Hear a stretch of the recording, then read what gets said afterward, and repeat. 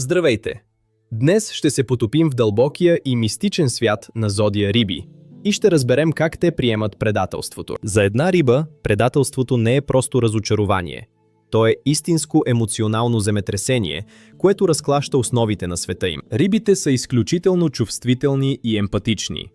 Те често приемат болката на другите като своя, което прави личното предателство непоносимо. Първата им реакция често е да се оттеглят.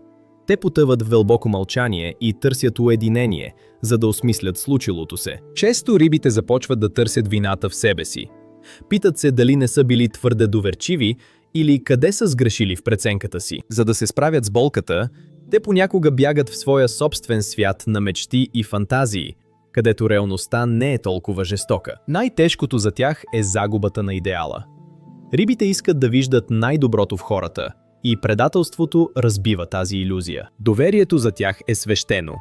Веднъж разбито, е изключително трудно да бъде възстановено в първоначалния му вид. Въпреки болката, рибите са сред най-прощаващите знаци. Тяхното огромно сърце винаги търси начин да разбере мотивите на другия. Но прошката не означава забрава.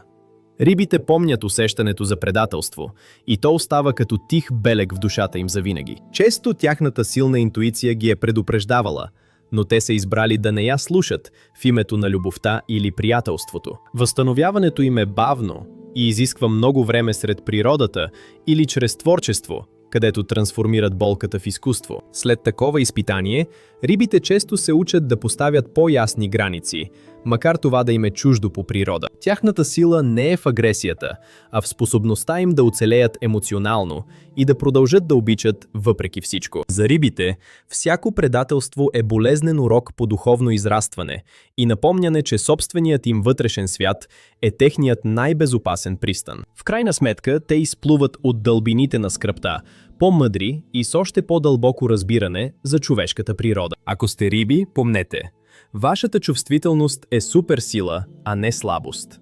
Пазете сърцето си, но не спирайте да бъдете себе си. Благодаря ви!